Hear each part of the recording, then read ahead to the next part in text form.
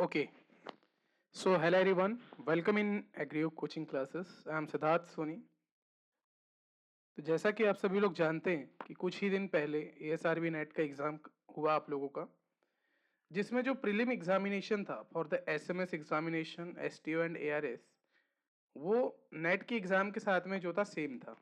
ठीक है, तो प्रीलिम्स का एग्जाम हो चुका है।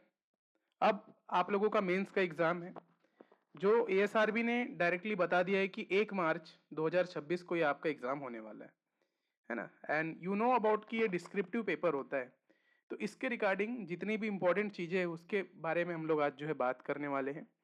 क्या प्लान रहेगा, किस तरीके से पढ़ाया जाएगा, क्या बैचेस होगी, किस तरीके से आप लोगों को तैयारी करना है, और सारी चीज़ों को one by one exam pattern से रिलेटेड सारी चीज़ों के बारे में हम लोग आज के इस लेक्चर में डिस्कस करने वाले हैं। तो वन बाय वन समझते हैं, है ना। तो ASRB मेंस 2026 के लिए मास्टर प्लान आप लोगों का दूंगा मैं आज आपको, जिसमें SMS ST और ARS तीनों को मैं यहाँ पे कवर कर रहा हूँ, है ना। तो दो मोस्ट इंपॉर्टेंट थिंग आप लोगों को पता होना चाहिए कि भाई ARS का एग्जाम जो प्रीलिम्स का एग्जाम था, है ना, वो आप लोगों का कंप्लीट हो गया। जैसे नेट की एग्जाम की बात करें तो नेट का एक सिंगल एग्जाम होता है, लेकिन SMS ST और ARS का जो एग्जाम होता है इसमें प्रीलिम्स होता है, एक मेंस होता है, फिर उसके बाद में आपका इंटरव्यू होगा। तो अभी मेंस का एग्जाम आप लोगों का होने वाला है ना। तो भाई प्रीलिम्स तो हो गया, अब साइंटिस्ट बनने का वक्त है। तो बेसिकली इंपॉर्टेंट ये है कि अब जो पढ़ेगा वो जाकर के जो है साइंटिस्ट बनेगा, है ना। इंपॉर्टेंट चीज तो यही है कि if you are doing the preparation या आप मेहनत कर रहे हैं किसी फील्ड में, तो आप लोग सक्सेस पा सकते हैं, है ना। तो वही सारी चीजों को वन बाय वन समझते हैं। एग्जाम का डेट अभी 1 मार्च 2026 है, और आज ये जो वीडियो आप लोग देख रहे हैं तो आज 1 दिसंबर का दिन है। ठीक है, तो लगभग आपके पास अप्रोक्सीमेटली देखा जाए तो 3 महीने का समय है ना, दिसंबर जनवरी एंड फरवरी। There will be only 3 months remaining for you. तो अगले 90 दिन आप लोगों के पास हैं और अगले लेवल तक आप लोगों को पहुंचना है, क्योंकि प्रीलिम्स में आप लोगों ने MCQ क्वेश्चंस को सॉल्व किया था, है ना। उसमें ऐसा था कि आपके पास एक क्वेश्चन था, उसमें आपके पास 4 ऑप्शंस थे, देन आप लोगों ने जो है सॉल्व किया। But in the mains examination ये ऐसा नहीं होता, एक आपका डिस्क्रिप्टिव पेपर होता है ना। So the you part two selection. Okay, तो भाई अब जो आपका रास्ता होगा वही आपको सिलेक्शन की ओर लेके जाएगा, है ना। तो इंपॉर्टेंट चीजें पहले समझ लेते हैं, फिर मैं बैच के बारे में डिस्कशन करता हूँ कि why 90% student fail in the mains examination. देखिए 3 फेजेस में आपकी एग्जाम हो रही है ना। प्रीलिम्स आप लोगों में से बहुत से बच्चे क्लियर कर लेते हैं बिकॉज आपके पास सब्जेक्ट का नॉलेज अच्छा खासा होता है ना। सब्जेक्टिव नॉलेज स्टूडेंट्स के पास बहुत अच्छा होता है, क्योंकि बीटेक में भी पढ़ा होता है, फिर एमटेक में भी पढ़ा होता है, देन नेट के एग्जामिनेशन के लिए भी जो आप पढ़ रहे थे, तो एक आपके पास जो MCQ लेवल का जो नॉलेज है वो बहुत अच्छा होता है, क्योंकि भाई 4 ऑप्शन दिए हुए हैं, वहां से मेरे को एक टिक करना है, तो एक सिमिलैरिटी देख के हम लोग जो है उसको सॉल्व कर लेते हैं। बट मेंस का एग्जाम बिल्कुल डिफरेंट होता है बेटा। तो 90% स्टूडेंट इसमें फेल हो जाते हैं और केवल 10% स्टूडेंट ही जो है सिलेक्शन लेते हैं। सो वाई, क्या ऐसा रीजन होता है कि इसकी वजह से हम लोग जो है फेल कर जाते हैं। So there will be certain types of the problems, जिनके बारे में मैं पहले डिस्कस करता हूँ, फिर क्या करेंगे, किस तरीके से पेपर आएगा, है ना, कितने मार्क्स की एग्जाम होता है, पूरी चीजों को मैं बहुत ज्यादा डिटेल में बनाने वाला हूँ। ये वीडियो बहुत ही ज्यादा डिटेलिंग में मैंने क्रिएट किया हुआ है, तो सारी चीजों को वन बाय वन देखेंगे। तो पहला प्रॉब्लम है कि भाई पैटर्न का confusion. Most of the students को अभी तक पता नहीं हुआ कि किस तरीके का पैटर्न होता है ना। क्योंकि भाई इसके बारे में जो है, जो नोटिफिकेशन को ध्यान से पढ़ता है वो उसको पता है, लेकिन इसके बारे में ज्यादा नॉलेज कोई देता नहीं है। तो इस वजह से फिर हम लोग बता रहे हैं कि वो ये सोचते हैं कि जो MCQ प्रीलिम्स में आए थे उसी तरीके का ये मेंस का एग्जाम होगा, तो ये भी गलत चीज है ना। मेंस का एग्जाम आपका क्या है, डिस्क्रिप्टिव पेपर है, इसलिए बैच का जो नाम है हमारा, जैसे आपने थंबनेल देखा होगा, तो मेंस डिस्क्रिप्टिव बैच है। ठीक है, तो द रियलिटी इज कि ये प्योर डिस्क्रिप्टिव होने वाला है, कंप्लीटली डिस्क्रिप्शन, कि आपको जो है आपकी राइटिंग स्किल्स पे काम करके जो है इस पेपर को क्वालिफाई कर सकते हैं। अगर you don't have the writing skills, so भाई ये एग्जाम क्वालिफाई करना बहुत ज्यादा टफ हो जाएगा।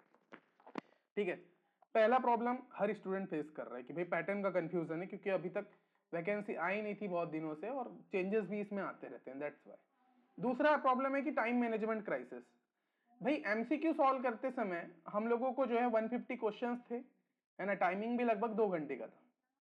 तो उस समय हमारे पास क्या था कि भाई हम लोग क्वेश्चन देखते थे, हमारे पास 4 ऑप्शन दिए, उसमें से हम लोग डायरेक्टली क्या है टिक करके आगे बढ़ते थे। तो उसमें टाइम का हम लोगों को जो है एक चीजें हो जाती थी कि टाइम हम लोग मैनेज कर पाते थे। But in this case time management is the most important thing, because इसमें आपको लिखना है, इसमें आपको सोचना है, थिंक करना है, देन वहां पे राइट करना है। और राइटिंग भी ऐसा नहीं है कि आप लोग भर पेज पूरा कर रहे हैं, उसमें भी नंबर ऑफ लिमिट्स दी हुई है वर्ड्स की, तो उसके अकॉर्डिंग चलना है। तो वो भी चीजें मैं बताऊंगा कि कितनी लिमिट है, कितने नंबर के क्वेश्चन आते हैं, क्या क्या चीजें होती है, अभी हम लोग आगे डिस्कस करेंगे, है ना। तो time management crisis is the most important thing. अगर मैं बात करूं बेटा टोटल पेपर की, तो जो आपका एसटी और एसएमएस का पेपर है, उसमें 40 क्वेश्चंस आपके लिए पास रहेंगे, उसको 3 घंटे में आप लोगों को सॉल्व करना होता है।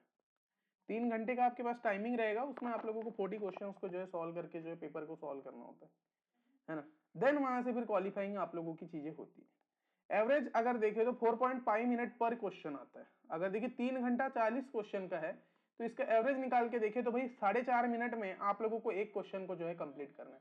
तो ये 4.5 मिनट में आप लोगों को क्वेश्चन को कंप्लीट करना है, साथ में इसमें सोचना भी है, एक राइट वे में आपको आंसर ले जाना है ना। गलत आंसर लिखोगे तो वैसे ही नंबर नहीं मिलने वाले।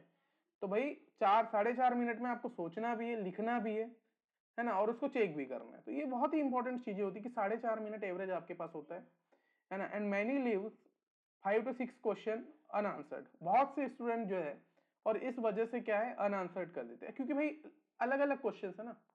डिस्क्रिप्टिव में भी आप लोगों के 2 नंबर के अलग आते हैं, 5 नंबर के अलग आते हैं, है ना। फिर 10 नंबर के अलग होते हैं, 15 नंबर के अलग। तो इस तरीके से डिस्क्रिप्शन जो उसके पैटर्न के अकॉर्डिंग क्वेश्चंस चेंज होते हैं। तो भाई यहाँ पर प्रॉब्लम क्रिएट होती है।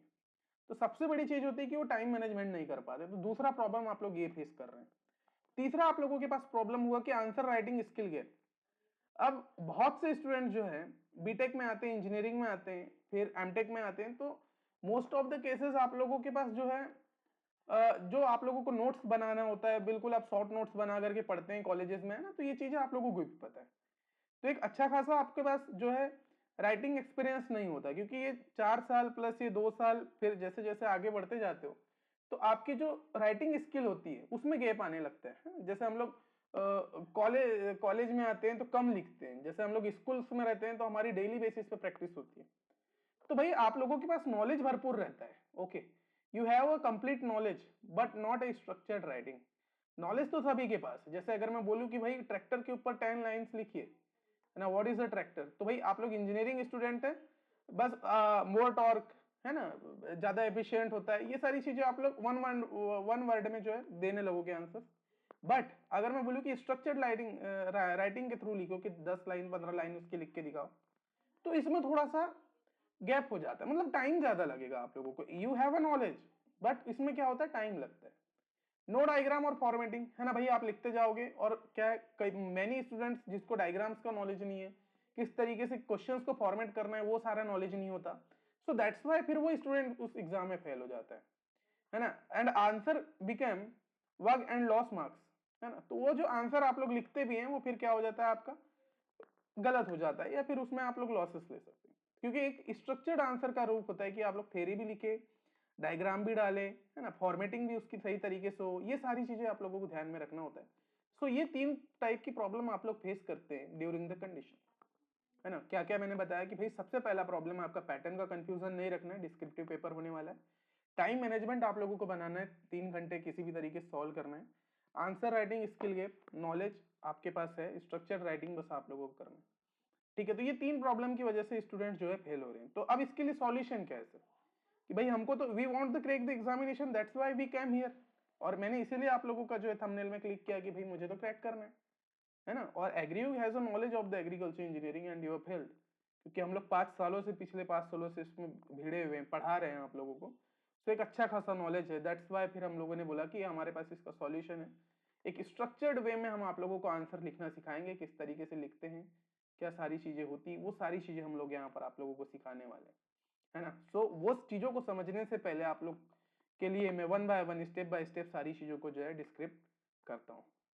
तो सबसे पहले हम लोग बात करेंगे स्ट्रक्चर के बारे में, है ना, कि पेपर के स्ट्रक्चर के बारे में, कि भाई आप लोगों का नेट का एग्जाम हो गया है, एसएमएस एसटीओ सब का जो प्रीलिम्स का एग्जाम था वो भी कंप्लीट हो गया, अभी रिजल्ट आया नहीं है, लेकिन अगर रिजल्ट का वेट करेंगे तो और ज्यादा टाइम हो जाएगा, है ना। तो वो चीजें फिर मान लो रिजल्ट अगले महीने आ रहा है तो फिर और दिक्कत हो जाएगी ना, क्योंकि फिर आपके पास टाइमिंग कम रहेगा। अभी 90 डेज अप्रॉक्स है, तो तैयारी तो स्टार्ट कर दो, जिसको कॉन्फिडेंस है, जो उसको लग रहा है कि मैं क्रैक कर लूंगा एग्जामिनेशन, है ना, उस जो गिवन परसेंटेज से मेरा जो स्कोर ज्यादा है, तो भाई स्टार्ट तो कर ही दीजिए। प्रिपरेशन स्टार्ट करने से जिसका नहीं भी होता तो उसको भी कोई लॉस नहीं, जिसका होता है उसको तो और बेस्ट, कोई लॉस नहीं है ना, बेस्ट चीजें है ना, क्योंकि ये अच्छा खासा नॉलेज यू विल ग्रैब, क्योंकि आंसर राइटिंग स्किल जिसके पास आ जाएगी उसके लिए बेस्ट चीजें होना होगी ये सारी चीजें, है ना। तो चलो सबसे पहले स्ट्रक्चर समझ लेते हैं कि भाई एसएमएस एसटीओ का आपका 300 मार्क्स का एग्जाम होता है, और एआरएस का जो एग्जाम होता है बेसिकली 240 मार्क्स का होता है। तो मैंने एआरएस को अभी इंक्लूड नहीं किया, लेकिन सेम पैटर्न पे होता है ना, क्वेश्चंस पैटर्न अलग अलग नहीं होते, डिस्क्रिप्शन ही उसमें लिखना होता है। तो मैंने अभी एसएमएस एसटीओ के बारे में यहाँ पर डिस्क्रिप्ट किया हुआ है ना। तो चलिए सब समझते हैं कि इसमें देखिए 3 पार्ट में आपका एग्जाम हो रहा है। 3 पार्ट में मतलब कि 40 क्वेश्चंस पूछे जा रहे हैं, तो 40 क्वेश्चंस को मैंने जो है 3 पार्ट में डिवाइड किया हुआ है, वन बाय वन समझना। पार्ट ए में आप लोगों के पास 25 क्वेश्चंस है, जिसमें 5 मार्क्स पर क्वेश्चन आप लोगों का, एक क्वेश्चन का 5 मार्क्स का क्वेश्चन होगा। 50 वर्ड की लिमिट होगी आपके आंसर के लिए। आपको एक क्वेश्चन में 50 वर्ड्स को लिखना है, मतलब देखिए कितना, 5 मार्क्स के क्वेश्चन में आपको 50 वर्ड्स लिखना है, और 50 वर्ड्स आपके एक्यूरेट होना चाहिए, जब भी आप लोगों को नंबर मिलेगा। 50 वर्ड्स के लिए लगभग 3 लाइन आपको दी रहेगी, 3 लाइन में आप लोगों को उसको करना होगा, है ना। और एग्जामिनर जो भी होगा वो चेक भी उतने ही वर्ड्स को करेगा, उसके आगे मान लो आपने लिख भी लिया है तो उसके लिए फिर कोई मतलब का नहीं है ना। तो एक लिमिटेशन हुआ, तो लिमिट भाई 50 वर्ड्स में, अगर मान लो वाटर सेट को मेरे को डिस्क्राइब करना है, तो मैं क्या करूंगा कि वाटर सेट क्या है, तो मुझे एक गिवन, एक बिल्कुल फैक्चुअल रीजन देना पड़ेगा कि भाई वाटर सेट ये है ना। अभी मैंने बताया है, एग्जाम्पल के थ्रू समझाया भी हुआ कि क्वेश्चन अगर आपके पास आ रहा है तो किस तरीके से आप लिखेंगे, वो भी चीजें हम लोगों ने यहाँ रखा। तो टेक योर टाइम, है ना, watch video till the end. जो भी बच्चा बीच में छोड़ेगा उसका फ्यूचर भी बीच में छूटेगा, तो don't do that type of the thing. Total की बात करें तो 125 मार्क्स आपका फर्स्ट पार्ट से कंप्लीट होता है। तो भाई 5 नंबर का एक क्वेश्चन, 50 वर्ड्स की लिमिट होगी, 125 मार्क्स का आपका कंप्लीट पेपर होगा, है ना, पार्ट ए में, जिसमें 25 क्वेश्चंस आप लोगों को सॉल्व करना होता है ना। तो ये भाई आप लोगों के पास ये 300 मार्क्स में से आप लोगों ने कितने, 125 मार्क्स का जो है 25 क्वेश्चंस होंगे। उसके बाद जैसे आगे बढ़ते हैं तो फिर पार्ट 2 में आप लोगों के पास 10 क्वेश्चंस आप लोगों के पास गिवन रहेंगे। 10 क्वेश्चंस जो गिवन रहेंगे वो 10 मार्क्स पर क्वेश्चंस आप लोगों के पास होंगे, 100 वर्ड्स लिमिट होगी उसमें आप लोगों के पास गिवन, और ये इसके मार्क्स की बात करें तो 100 मार्क्स का पेपर होगा। ऑब्वियसली बात है भाई, 10 क्वेश्चन 10 मार्क्स के, हर क्वेश्चन अगर मान लो 10 मार्क्स का होगा तो 100 नंबर का होता है टोटल पेपर, है ना।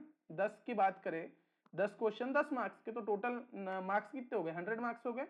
और उसमें पर क्वेश्चन लिमिट आप लोगों की कितनी है, केवल और केवल 100 वर्ड्स है। भाई आपको एक आंसर को, एक क्वेश्चन आपके पास दिया हुआ है ना, लैंड एंड वाटर मैनेजमेंट की हम लोग बात करें तो उसका जो क्वेश्चन होगा वो आपको 100 वर्ड में जो है लिख के देना है ना। So this is the most important thing, जो भी स्टूडेंट है, ओके। तो ये बहुत ज्यादा इंपॉर्टेंट होता है कि भाई 100 वर्ड्स में किस तरीके से लिखना है, किस तरीके से स्ट्रक्चर देना है ना। अब इसमें भी ये चीज है कि सबसे पहले तो हमको थ्योरेटिकल लिखना है, और दूसरी चीज ये चेक करना है कि वो सही है गलत, तीसरी चीज ये चेक करना है कि फॉर्मेट सही है गलत। तो देखिए कितना मतलब एक टिपिकल बना रहा है वो चीजों को, टफ बना रहा है। तो that's why this is the most important examination, जब भी तो जाके सैलरी देगा आप लोगों को, है ना। एक 1 लाख तक की जो सैलरी रहती है after clearing the examination when you will be the scientist, तो भाई सैलरी भी तो लेंगे फिर आप लोग, तो आप लोगों से मेहनत भी अच्छी खासी करवाएगा। पार्ट सी की बात करें तो बेटा 5 क्वेश्चन इसमें आप लोगों के आएंगे, है ना। 15 मार्क्स के एक क्वेश्चन होगा, 150 वर्ड्स इसमें लिमिट होगी, 75 मार्क्स का ये कवरेज करेगा। तो आपके पास पहले मैंने बताया 25 मार्क्स, दूसरा मैंने बताया 25 क्वेश्चन, फिर 10 क्वेश्चन 35 हो गए, फिर आपके पास 5 क्वेश्चन ये बचे हुए थे, तो ये 40 क्वेश्चन आप लोगों के कंप्लीट हुए। और इस तरीके से 75 में मिलाकर के जो है आपके 300 मार्क्स का कंप्लीट पेपर बनता है। अब अकॉर्डिंग टू द वैकेंसी ये डिसाइड होता है ना, 1/5 15 रेशियो में आपका प्रीलिम्स से मेंस में जाते हैं, फिर 1/3 में इंटरव्यू में जाते हैं। तो ये सारी चीजें मैं डिस्कस करूंगा, बाद में करूंगा, इसके लिए आप लोग जो है हमारे बैचेस में जब देखेंगे तो वहां पे हम लोग डिस्कस करते हैं। अभी इंपॉर्टेंट ये कि तैयारी सभी को करना है, क्योंकि क्या पता भाई कल अगर आपका रिजल्ट पॉजिटिव है और फिर अगर आपने ये सोचा कि नहीं मैं तो पास नहीं हो पाऊंगा, या मेरा एग्जाम क्लियर नहीं हो रहा है और मैं अभी छोड़ देता हूँ, शायद हो या ना, तो ये you will do the loss. अगर मान लो हो गया तो फिर क्या करोगे, हाँ तो दिक्कत है। टाइम की बात करें तो 3 आवर्स का आपके पास टाइम मिलेगा, 180 मिनट आप लोगों के पास होंगे, है ना। टोटल 40 क्वेश्चन करना है 300 मार्क्स के, है ना। तो बेसिकली टाइम आपके पास 180 मिनट मिल रहा है, 40 क्वेश्चंस आपके पास है, 300 मार्क्स के क्वेश्चंस है ना। 300 में से लगभग आप लोगों को पास होने के लिए 280 समथिंग, अब वो अकॉर्डिंग टू द पोस्ट, उसके अकॉर्डिंग आप लोगों के जो है मार्किंग होती है इन द पेपर, तो वो देखना पड़ेगा, है ना। तो भाई ये सारी चीजें आप लोगों को मैंने बताया कि ये इंपॉर्टेंट थी। अब इंपॉर्टेंट बात ये है कि देखो मैंने बता तो दिया कि हमको ये करना है, पैटर्न हम लोगों ने समझ लिया, लेकिन किस तरीके से स्पेंड करना है 180 मिनट को, उसको समझते हैं, है ना। क्योंकि we are talking about the strategy of the SRB examination of the STO SMS. So how to spend 180 minutes in the examination, किस तरीके से हम 180 मिनट्स को जो स्पेंड करने वाले हैं। तो बिफोर यू स्टार्ट 5 मिनट्स, है ना, सबसे पहले जैसे ही आप पेपर हॉल में बैठेंगे तो सबसे पहले आपका काम होना चाहिए कि सबसे पहले आपको क्या करना होता है, 40 क्वेश्चंस को जो है रीड करना है ना। 40 क्वेश्चंस को रीड कर लो, सबसे पहले देखना है कि भाई केवल 5 मिनट्स का रहना चाहिए। केवल 5 मिनट्स हम लोग क्या करेंगे, सबसे पहले पेपर को देखेंगे, जिसमें जितने 40 क्वेश्चन सभी को एक बार पढ़ लो, सबसे इजी क्वेश्चन को सबसे पहले मार्क कर लो और उसके बाद हार्ड तक उसको ले जाओ, है ना। जैसे फर्स्ट स्टार में आपने इजी को कर दिया, उसके बाद थोड़े मॉडरेट में है तो सेकंड 2 स्टार लगा दो, थर्ड थोड़ा सा टफ है तो उसको फिर 3 स्टार। तो भाई इसके अकॉर्डिंग अपनी स्ट्रेटेजी बना लो एंड प्लान द स्ट्रेटेजी कि भाई सबसे पहले मैं इजी कर रहा हूँ या टफ कर रहा हूँ, है ना। अगर मान लो मेरे पास इजी क्वेश्चन है, अब इजी तो आपका 15 मार्क्स में भी हो सकते हैं, है ना। तो इंपॉर्टेंट ये है कि मार्क करना इंपॉर्टेंट है कि क्या कौन सा इजी कौन सा टफ है, उसके अकॉर्डिंग आप लोगों को पता होगा कि हमको कौन से क्वेश्चन को कितने समय में करना है। अब देखिए जो मैंने 3 पार्ट में आप लोगों को डिवाइड करके बताया कि पार्ट 1, पार्ट 2 एंड पार्ट 3, है ना, 3 टाइप में आप लोगों ने जो है डिवाइड किया हुआ था, है ना। हम लोगों ने डिवाइड करके आपको दिया कि 25 धन 10 धन 5, इस तरीके से। तो इसमें जो है आपको टाइमिंग डिसाइड करना, तो अप्रोक्सीमेटली मैंने आप लोगों के लिए जो सुटेबिलिटी बना करके यहाँ रखा हुआ है, क्योंकि ये पूरा मैं स्ट्रक्चर वे में आप लोगों को देना चाह रहा हूँ। तो भाई 75 मिनट्स आप लोगों के पास होना चाहिए पार्ट ए को कंप्लीट करने के लिए, जिसमें आप लोग जो है 3 मिनट पर क्वेश्चन आप लोगों को देना है, क्विक एंड डायरेक्ट आप लोगों को जो सॉल्व करना है, 50 वर्ड मैक्सिमम आप लोगों को लिखने की कोशिश करना है। तो केवल और केवल 75 मिनट्स का ही टाइम आप लोगों के पास होना चाहिए कि हम लोग 25 क्वेश्चंस को 75 मिनट में कर ले, then you can easily get the marks in the examination. ये स्ट्रेटेजी बता रहा हूं मैं आप लोगों को कि इस टाइप की स्ट्रेटेजी आप लोग जो है फॉलो करेंगे, है ना। 75 मिनट आप लोगों के 25 क्वेश्चन को सॉल्व करने में लगना चाहिए। उसके बाद जो पार्ट बी के लिए आप लोगों के पास 70 मिनट का समय होगा, जिसमें आप 10 क्वेश्चन को सॉल्व करेंगे, है ना। तो मतलब एक क्वेश्चन के लिए आपके पास 7 मिनट का टाइम मिलेगा और इसमें आप लोगों को स्ट्रक्चर्ड आंसर लिखने की आना चाहिए और प्रैक्टिस करना पड़ेगा एंड डायग्राम इसमें आप लोगों को इंक्लूड करना होता है। जैसे अब एक क्विक डायरेक्ट क्वेश्चंस होते हैं तो इसमें डायग्राम नहीं भी बनाया तो चलता है, लेकिन अब जब 10 मार्क्स का क्वेश्चन लिखेंगे तो इसमें जो है डायग्राम आप लोगों को हमेशा बनाना होता है, बिकॉज ऑफ दैट कि डायग्राम में आप लोगों के नंबर मिल जाते हैं, है ना। Examiner will give you the numbers on with the diagram. तो ये एक अच्छा खासा इंपॉर्टेंट चीजें हो जाती है। उसके बाद में बात करें तो पार्ट सी के लिए आप लोग जो है 25 मिनट्स कैरी करें, है ना, जिसमें आप लोगों के 5 क्वेश्चन आप लोग 25 मिनट्स में बनाएं। मतलब एक क्वेश्चन को लिखने के लिए केवल 5 मिनट का आपके पास टाइमिंग रहना चाहिए। ये आपका ऐसे टाइप क्वेश्चन होगा, है ना, मतलब कि आपको एक ऐसे टाइप में लिखना है ना, 150 वर्ड्स कितने लाइन में आ जाते हैं उसके अकॉर्डिंग वो आप लोगों को वहां पे करना है। मस्ट इंक्लूडेड ऑल, है ना, और सभी को आपको जो है इंक्लूड करना है। तो भाई आप लोगों ने पार्ट 1 में कितना टाइम दिया, पार्ट 1 में 75 मिनट दिया, पार्ट 2 में आपने 70 मिनट दिया, है ना, तो ये 145 मिनट्स हो गए। उसके बाद में 25 मिनट्स ये था, है ना, तो ये कितना हो गया, 145 प्लस 5 ये 150 एंड 20, है ना, 60 70 170 मिनट्स का आपका ये कवरेज हो गया, जिसमें आपने क्या किया, क्वेश्चन सॉल्व किया। 5 मिनट पहले आप लोगों ने क्या किया था, एनालिसिस किया था किसका, you have analysis about the questions, जिसमें आपने देखा कि कौन सा इजी है कौन सा हार्ड है, वो भी आपने क्वेश्चन चेक कर लिया। उसके बाद में लास्ट में जो 5 मिनट बचता है उसमें आप लोगों को क्या करना है, चेक कर लेना है। अब आपको क्या करना है, लास्ट 5 मिनट्स में जो है बफर टाइम रहता है, जिसमें आपको रिव्यू करके फाइनल चेक करके जो है क्वेश्चंस के फॉर्म से आगे बढ़ना है। तो इस टाइप की स्ट्रेटेजी अगर आप फॉलो करते हो in the SMS and STO examination, तो you will definitely crack this exam, है ना। आप लोग डेफिनेटली जो है क्रैक कर सकते हैं, है ना। तो भाई अब 185 मिनट हमने बता दिया कि 180 मिनट्स आपके इस तरीके से जो है आप लोगों को लगाना है इन द एग्जाम पेपर, है ना। किस तरीके से मैंने बताया था, सबसे पहला हमारा क्वेश्चन ही ये था कि how can we spend the 180 minutes in the examination, so we can spend in with this strategy. if you want to follow this strategy, so you can definitely crack the exam, है ना। और अपने according भी अगर strategy बना करके चलते हो तो एक अच्छी खासी चीजें हैं, लेकिन अगर आप इसको फॉलो करें तो ये बेस्ट है ना। तो इस तरीके से आप लोगों को जो टाइमिंग देना है और इस टाइमिंग में आप लोगों को कंप्लीट करना। तो भाई इस टाइमिंग में कंप्लीट करने के लिए आप लोगों को जो है बहुत अच्छे से मेहनत करना पड़ेगा, क्योंकि time is the key on this examination. और अगर आप दे देते हो, अगर आप इस कंप्लीट पेपर को सॉल्व कर लेते हो, तो भाई आप लोगों के पास एक अच्छा खासा कैरियर होगा इन द नेक्स्ट। तो भाई एक स्ट्रेटजी आपको मैंने बता दिया। अब मैं यहाँ पर आप लोगों को बताने वाला हूँ कि अप्रोच क्या होगी, है ना, which types of the approach we are using on the examination, कि भाई 5 मार्क्स का क्वेश्चन है तो कैसा लिखना है, किस तरीके से। अब मैं स्ट्रक्चर बता देता हूँ, है ना। सबसे पहले मैंने बता दिया कि एग्जाम का पैटर्न कैसा है, क्वेश्चन किस तरीके से आ रहे हैं, क्या सारी चीजें होने वाली, वो सबके बारे में हम लोगों ने पहले बात किया। उसके बाद में हमने बात किया कि भाई क्या क्या चीजें हम लोग करेंगे इन द एग्जामिनेशन, वो सारी चीजों के बारे में भी हमने बात किया कि भाई 180 मिनट्स है, किस तरीके से स्पेंड करना है, वो भी चीजें हम लोगों ने डिस्कस किया। अब मैं आप लोगों को बताऊंगा कि किस तरीके से क्वेश्चंस का स्ट्रक्चर करना है ना, किस तरीके से आपको स्ट्रक्चर करना है ऑन द क्वेश्चन पेपर। तो मैं एक डेमो के बेसिस पे आप लोगों को बता रहा हूँ, देन मैं बताऊंगा कि किस तरीके से आपको करना है ना। तो एक एग्जांपल लेते हैं कि मान लो आपके पास 25 क्वेश्चंस, जो मैंने बताया कि 5 मार्क्स का क्वेश्चन है, तो मैंने एक 5 मार्क्स का क्वेश्चन यहाँ पे लिया है ना। This is the one question which comes on the examination, कि ये भाई इस तरीके से आपको पूछा है। ये 25 में से 25 क्वेश्चंस में से एक क्वेश्चन है जो कि 5 मार्क्स का है, कि what is the water said and right it's component, है ना। ये क्वेश्चन आप लोगों को पूछा गया, मान लो एसटीओ या एसएमएस में पूछा गया कि भाई बताइए कि वाटर सेट क्या है और इसके कंपोनेंट लिखिए। तो अगर आप लोग इसमें पैराग्राफिकली जा रहे हैं, है ना, स्ट्रक्चर किस तरीके से करना है ध्यान दीजिएगा, कि if you want to discuss the water set is in an area land where all the water that falls on it and ran to common point, it has a different component like, है ना, different types of the components you will put there। तो भाई ऐसा अगर आप answer लिखते हैं तो this is the wrong approach for the question, है ना। तो पैराग्राफ फॉर्म में लिखने से बचना है।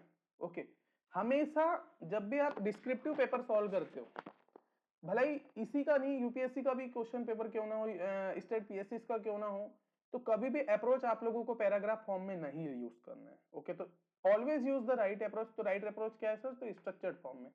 अब ये आंसर मैंने क्या किया, देखो इसको मैंने क्या किया, पैराग्राफ फॉर्म में लिखा, तो भाई पैराग्राफ फॉर्म में लिखा तो मैंने 50 वर्ड्स तो यहीं तक यूज कर लिया ना, 50 वर्ड्स तो मैंने यहीं तक यूज कर लिया। तो मेरे पास अब कंपोनेंट लिखने का जो है चीजें बची ही नहीं।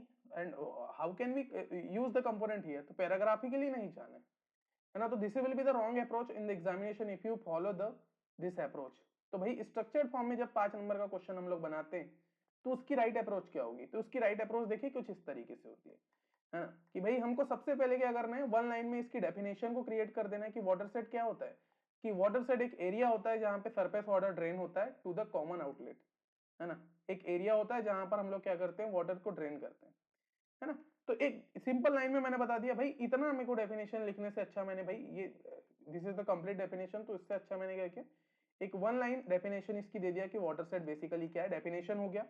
एग्जामिनर विल बी अंडरस्टूड कि भाई आपको इसका नॉलेज है, और स्ट्रक्चर्ड वे में सबसे पहले डेफिनेशन होना चाहिए, क्योंकि पूछा था कि what is the water set, वो कंपोनेंट बताओ, तो भाई जो पूछा है उसी को डाल दो, क्योंकि 5 नंबर में वर्ड लिमिट दिया हुआ है, तो डोंट वेस्ट योर टाइम, है ना। सजाना नहीं है हम लोगों को, एक स्ट्रक्चर्ड फॉर्म में रखना है। तो डेफिनेशन इज द व्हाट, की definition is the watershed is an area where surface water drains to common outlet, है ना। This is the definition, we can follow this definition for the condition and we are using the key components here. तो key component में जैसे रिजीज हो गया, divide line हो गई, drainage network, outlet point, catchment area. तो भैया देखिए 10 से 12 वर्ड में ये आपका कंप्लीट हो गया, और ये कम से कम 10 15 20 वर्ड में ये कंप्लीट हो गया। तो टोटल मिला के आपका क्या हो गया, 50 वर्ड्स हो गए, 50 वर्ड्स कंप्लीट भी हो गए। और हमने क्या किया, एक स्ट्रक्चर्ड वे में आंसर। अब आप खुद ही देखिए कि भाई कितना आंसर कितना सुंदर दिख रहा है, मतलब आप खुद ही देखिए कि भाई स्ट्रक्चर्ड फॉर्म में जब एग्जामिनर देखेगा इस आंसर को, तो देखिए वो इजीली आपको नंबर देगा। ओके, वो इजीली नंबर देगा। इसमें सभी चीज तो क्लियर है ना, कि हमने वाटर सेट क्या हुआ है ये भी बता दिया, उसके कंपोनेंट भी बता दिए।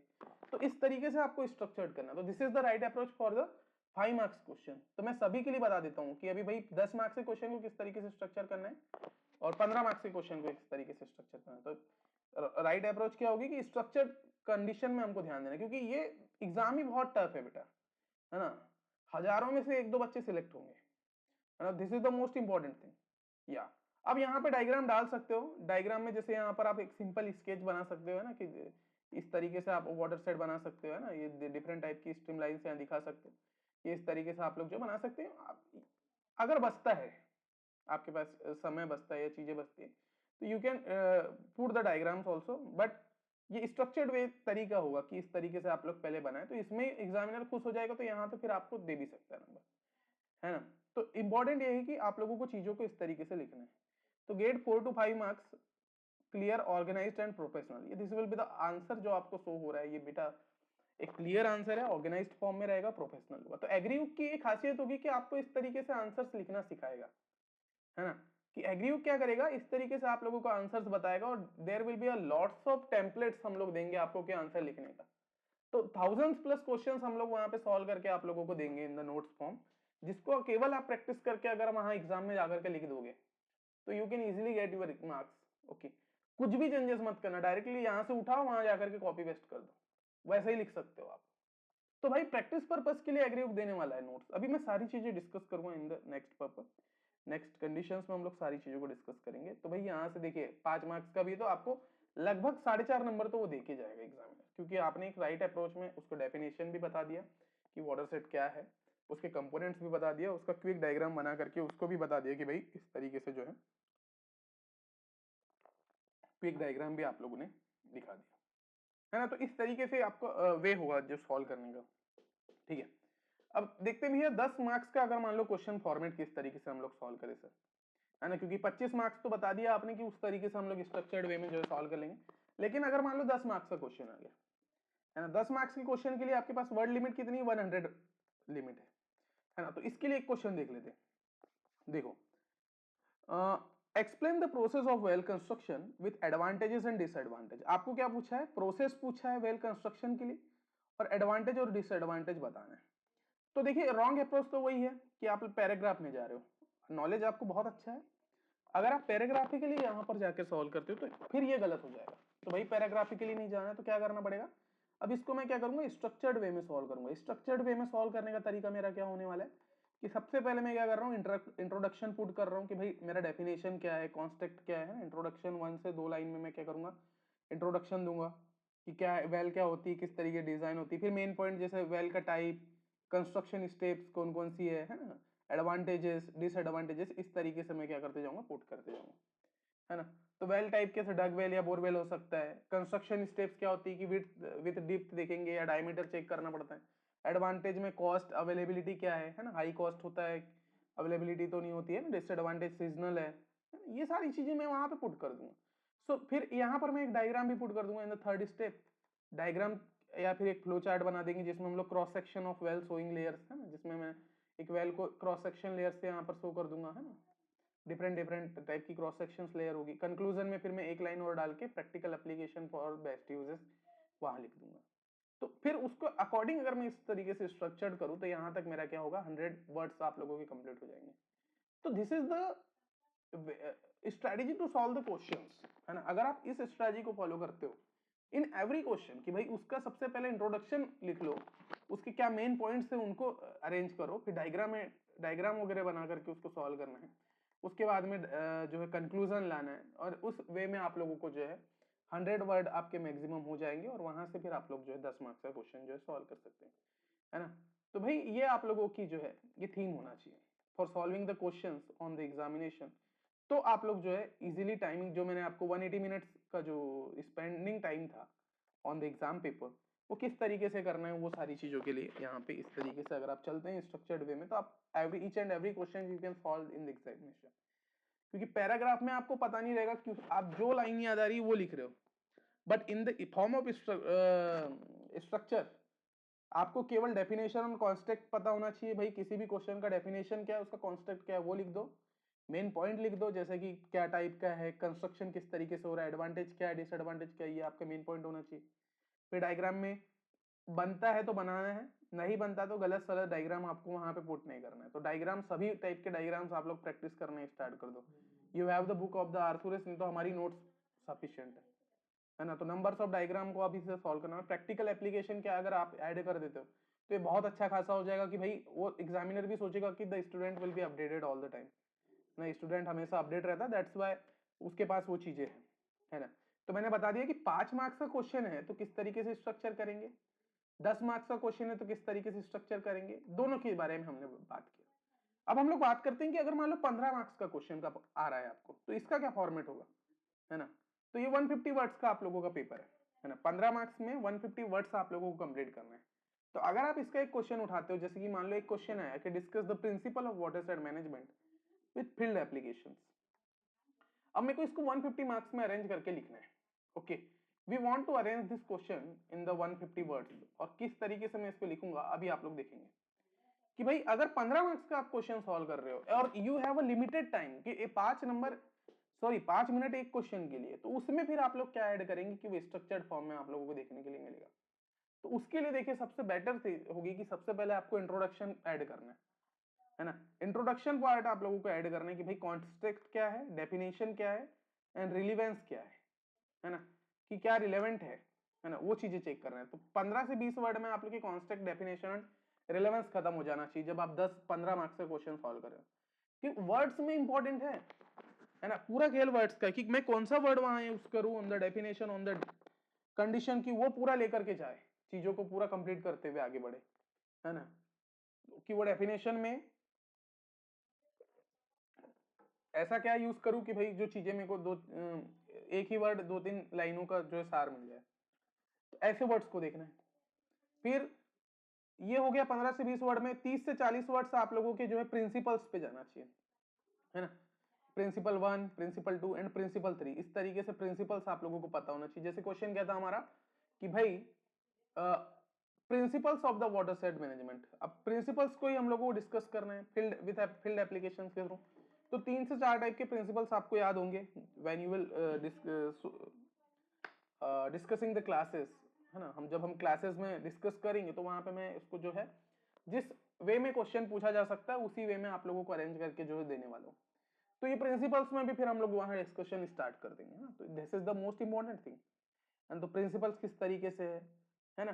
तीनों प्रिंसिपल्स को अरेंज कर दो और 30 से 40 वर्ड्स में आपके खत्म हो जाना चाहिए। 30 से 40 वर्ड्स मतलब 2-3 लाइनों में आप लोगों का ये कंप्लीट प्रिंसिपल्स आ जाना चाहिए। तो इंट्रोडक्शन हो गया, देन प्रिंसिपल हम लोगों को लिखना है, देन जैसे फील्ड में क्या क्या एप्लीकेशंस है, क्योंकि क्वेश्चन में पूछा है फील्ड एप्लीकेशन, तो रियल वर्ड एग्जांपल्स इसमें आप लोग दे सकते हैं, केस स्टडीज दे सकते हैं, नंबर्स ऑफ केस स्टडीज पढ़ना।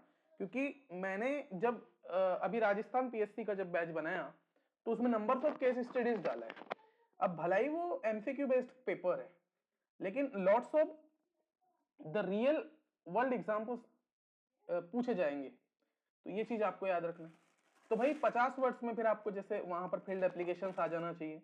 फिर आप लोगों के पास डायग्राम का जो है एक अच्छा खासा जो है डिक्शनरी होना चाहिए जिसमें नंबर्स ऑफ डायग्राम, किसी भी कंडीशन में आपके पास लेबल्ड डायग्राम होना चाहिए showing relationship between all the components, क्योंकि आप लोगों का सभी कंपोनेंट्स के साथ रिलेशनशिप बनाते हुए इस तरीके से डायग्राम। तो डायग्राम प्रैक्टिस करो बेटा, क्योंकि डायग्राम से ही अट्रैक्ट कर सकते हो। You can attract with the diagrams and the question paper solve structured way में, जिस तरीके से आप लिख रहे हो उससे आप लोग जो है एग्जामिनर को अट्रैक्ट कर सकते हो।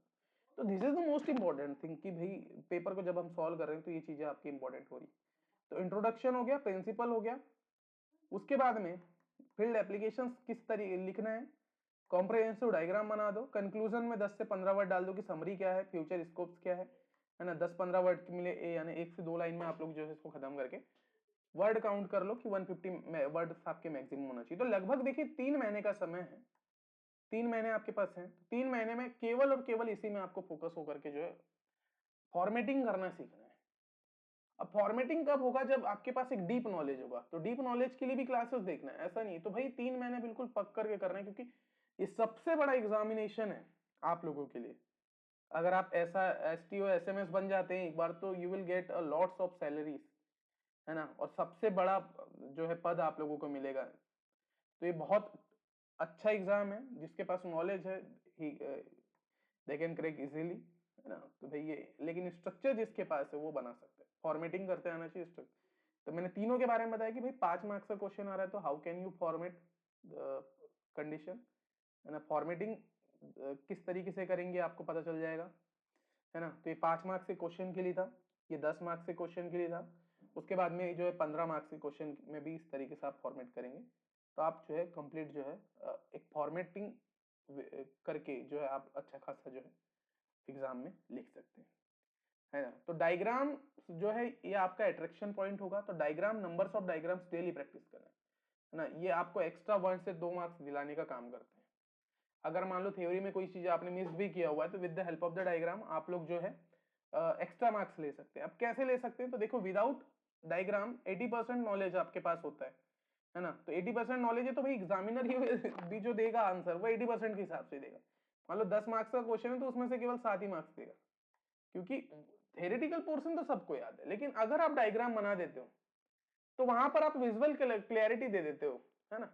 और वही एग्जामिनर देखकर, जैसे मान लो वो क्या होता है, हम लोग विजुअलाइजेशन में जो है ज्यादा चीजें देखते हैं, है ना। मान लो अगर हम कोई मूवी देख रहे हैं तो हम लोग कैप्शन पढ़ते हैं क्या, नहीं पढ़ते हैं ना। तो भाई विजुअलाइज ज्यादा करना पसंद करते हैं। तो मान लो जैसा आपका, मान लीजिए आपने पेपर में लिख करके आया और एग्जामिनर आपका पेपर चेक कर रहा है, तो अगर आपने विद द डायग्राम सारी चीजों को अरेंज करके लिखा हुआ है तो वहां पर आपका 80% नॉलेज तो भाई शो हो रहा ही है ना, क्योंकि नॉलेज अच्छा खासा होगा जब भी डायग्राम बनते हैं। Without knowledge you can't make the diagrams in the examination, भाई होगा ही नहीं, पता ही नहीं होगा। जो डायग्राम पहले बना लेता है वो देख देख के उसमें से 10 पॉइंट निकाल के लिख लेता है, लेकिन जिसके पास डायग्राम बनाते नहीं बन रहा है तो उसके पास नॉलेज नहीं। तो भाई 80% आपका नॉलेज काम करता है। विजुअल क्लैरिटी होती है डायग्राम, जब आप फ्रेश डायग्राम यहाँ पर बनाते हो किसी भी टाइप से तो उसकी जो है विजुअलाइजेशन हो जाता है, एक विजुअल क्लैरिटी आप लोग दे देते हैं। एंड एग्जामिनर का फर्स्ट एक्सप्रेशन होता है। तो भाई अगर मान लो 10 मार्क्स में से एग्जामिनर आपको 9 भी नंबर दे रहा है तो भी आप लोग अच्छा खासा स्कोर कर रहे हैं, है ना। तो 10 में से 10 भी दे सकता है और 10 में से 9 भी दे सकता है। मतलब डिपेंड करता है कि आपका आंसर किस तरीके से स्ट्रक्चर्ड है। और अगर आप इस अप्रोच के साथ आगे बढ़ते हैं तो आप लोग जो है इजीली क्रैक कर पाएंगे, ठीक है। तो ये इंपॉर्टेंट है भाई, इंपॉर्टेंट है कि किस तरीके से you can crack the examination with this approach. तो स्ट्रेटेजी आपको वही फॉलो करना है ना, स्ट्रेटेजी फॉलो करना है। और साथ ही साथ में जो है ये आप लोगों की इस चीजें होना चाहिए कि भाई किस तरीके से, तो इसको वीडियो को पॉज करके लिख सकते हैं या फिर मुझसे पीडीएफ मांग लेना। जो भी स्टूडेंट प्रिपेयर कर रहा है for the SRB, SMS, ST and ARS, तो मुझसे डायरेक्टली आकर के जो है पीडीएफ मांग लेना, पीडीएफ में दे दूंगा। फॉलो इसी स्ट्रेटेजी को करो तो 3 महीने में क्रैक हो जाएगी। It will be the most important thing. ये हम लोगों ने जो है एक प्रॉपर वे में जो है चीजें बताया हुआ। अब देखिए डायग्राम में ऐड करना बोल रहा हूँ, लेकिन क्या इसके सर किस तरीके से डायग्राम हम लोगों को ऐड करना है, ये चीजें आपको पता होना चाहिए, है ना। Diagram, where to add the diagrams, where to add diagrams, कहाँ डायग्राम्स ऐड करें। अब देखिए जैसे इंपॉर्टेंट चीज है, वेल क्रॉस सेक्शंस में आप लोगों को डायग्राम्स ऐड करना है। वाटर साइड बाउंड्रीज में, है ना, शो करने के लिए आपको डायग्राम बनाना पड़ेगा। इरिगेशन सिस्टम्स को दिखाना है तो इरिगेशन सिस्टम दिखाने के लिए भी आप लोग डायग्राम बना लो, है ना। वाटर सेट की बाउंड्री दिखाने के लिए आप लोग डायग्राम बना लो। सॉइल प्रोफाइल्स दिखाना है तो सॉइल प्रोफाइल से भाई मतलब डिफरेंट टाइप की प्रोफाइल होती है, होरिजोन्स होते हैं, तो उसको शो करने के लिए आप लोग डायग्राम बनाएंगे। फ्लो चार्ट और प्रोसेसेस कहीं पूछा गया तो वहां पर डायग्राम यूज कर लो। साइकिल डायग्राम्स आप लोग को बनाते आना चाहिए, हाइड्रोलॉजिकल एक्सेट्रा। तो भाई कहाँ ऐड करना है ये आपके अकॉर्डिंग होगा कि जब नंबर्स ऑफ प्रैक्टिस आप लोग डेली बेसिस पे कर रहे हैं तो कहाँ ऐड करना है, ये क्वेश्चन आप लोगों के दिमाग में कभी नहीं आएगा। तो ये भी एक इंपॉर्टेंट चीज है कि डायग्राम कहाँ ऐड करना है। तो डायग्राम ऐड करने के लिए भाई इंपॉर्टेंट चीज है, आप लोगों को पता होनी चाहिए कि हमको डायग्राम कहाँ ऐड करना है सर। तो जब इतनी इस कंडीशंस में क्वेश्चंस आपके पूछे जा रहे हैं तो यहाँ पर जाकर के आप लोग जो डायग्राम्स को जो ऐड करें, है ना। कुछ रूल्स होते हैं डायग्राम ऐड करने के, उनको भी ध्यान देना। Keep it simple and labelled, जो डायग्राम होंगे सिंपल होना चाहिए, सिंपल और शॉर्ट होना चाहिए, एंड लेबल्ड फॉर्म में होना चाहिए। लेबल्ड डायग्राम आप लोग हमेशा यूज करिए, है ना। बुकिश डायग्राम अगर आप बनाने की कोशिश करोगे तो you will grab lots of time in the examination, और उतना टाइम भाई अब तो सजाना ही हो जाएगा एग्जाम पेपर में, तो वो तो करना ही मत। बुकिश डायग्राम कभी मत डालना, उसका लेबल डायग्राम आपको बनाते आना चाहिए, और ये प्रैक्टिस से हो जाएगा। 3 मंथ्स बहुत सफिशियंट है, कोई दिक्कत नहीं है ना, क्योंकि एक अच्छा खासा आपके पास टाइम था, आपने प्रैक्टिस किया ही होगा, है ना। तो लेबल डायग्राम आप लोगों को बनाना है। दूसरा, बॉक्स एंड लेबल्स क्लियरली, है ना। यूज बॉक्सेस का यूज करके आप लोग उसको दिखा सकते हैं, लेबल्स क्लियरली आप लोगों को जो है उसमें रखना है। 5 मिनट्स मैक्सिमम पर डायग्राम, है ना। सभी डायग्राम के लिए आपके पास पर मिनट 5 मिनट्स मैक्सिमम होना चाहिए, है ना। लेकिन आपके पास तो टाइमिंग ही भाई कम है, शॉर्ट टाइमिंग में हमको करना है, तो डायग्राम जो है एक डायग्राम में लगभग ज्यादा से ज्यादा 5 मिनट लगना चाहिए, है ना। कम से कम में तो 1-2 मिनट में भी लेबल जो है धीरे से बन जाते हैं, है ना। तो ये इंपॉर्टेंट होता है।